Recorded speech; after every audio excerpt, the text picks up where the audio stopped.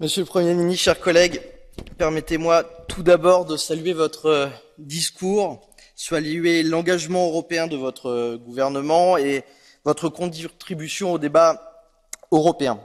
Votre action est venue en quelque sorte clore une période bien trop longue où certains responsables politiques européens ont, à tort, regardé l'Italie avec une pointe de condescendance, d'indifférence certaines fois. Ce fut d'ailleurs peut-être une des raisons du retard de l'action européenne à notre aide face à l'Italie au moment de la pandémie.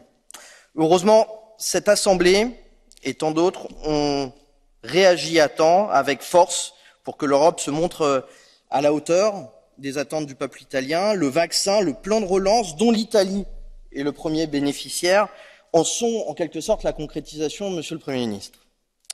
J'ai eu l'occasion de le dire à Rome, il n'y a pas longtemps, oui, l'Italie a besoin de l'Europe, toujours, mais l'Europe a toujours besoin de l'Italie, de ses idées et de ses talents. L'Italie n'est pas d'ailleurs étrangère à la constitution du nouveau consensus européen qui est en train de se créer parmi les chefs d'État et de gouvernement et nos institutions, auxquelles le Parlement européen y tient une parfaite appartenance. Oui, nous ne sommes pas tous d'accord sur tout, notamment sur les outils, mais en tout cas sur les objectifs. La neutralité carbone, l'autonomie stratégique, la lutte contre les inégalités. Dans ce nouveau consensus, mon groupe politique souhaiterait avoir votre vision. Tout le monde s'accorde sur le besoin de rénover notre cadre budgétaire et de convergence économique. Nous le savons, il faut plus investir, plus pour la planification écologique, plus pour l'innovation, plus pour l'autonomie stratégique de notre continent. Quel est, selon vous, en méthode, le meilleur chemin pour parvenir à cette solution européenne sur les réformes du pacte de stabilité? Vous avez évoqué un certain nombre de pistes, mais la méthode sera essentielle dans les prochains mois et dans les prochaines semaines. Un nouveau consensus est aussi né sur la solidarité européenne. Depuis la guerre en Ukraine, l'intérêt supérieur de l'Europe et de la paix est au cœur de l'action de la plupart de nos gouvernements européens. Nous réalisons, Monsieur le Premier ministre, le courage politique qu'il a fallu à votre gouvernement pour interroger des positions nationales vieilles de plusieurs décennies sur ces questions-là. Vous avez fait non seulement des déclarations, mais aussi des actes. Et en dépit des tentatives de manipulation dans les médias italiens de la part de la Russie, vous avez tenu. Et de la part de mon groupe, en tout cas, vous avez toutes nos félicitations. Enfin,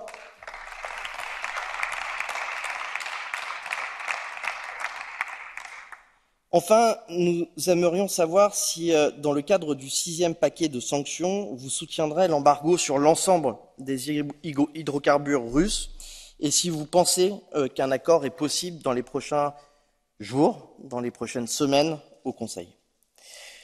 Un dernier mot peut-être sur la conférence sur l'avenir de l'Europe, Monsieur le Président, qui nous tient beaucoup à cœur dans cette plénière qui est consacrée notamment à des discussions institutionnelles importantes et qui matriceront l'ensemble de notre construction européenne dans les prochaines années.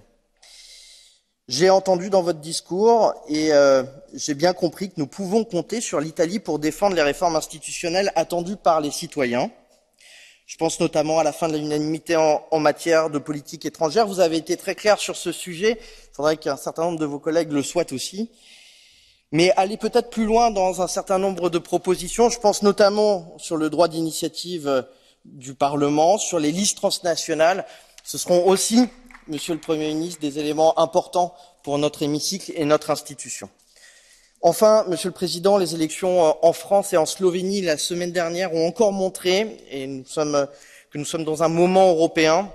Les populistes n'osent même plus dire qu'ils assument de quitter l'Union européenne, ce qui est une bonne chose, est une victoire, y compris idéologique, dans la période. Les europhobes sont disqualifiés en ce moment à trouver des solutions, mais leurs idées simplistes continuent et vont peut-être continuer, en tout cas, à prospérer sur le désespoir économique et social.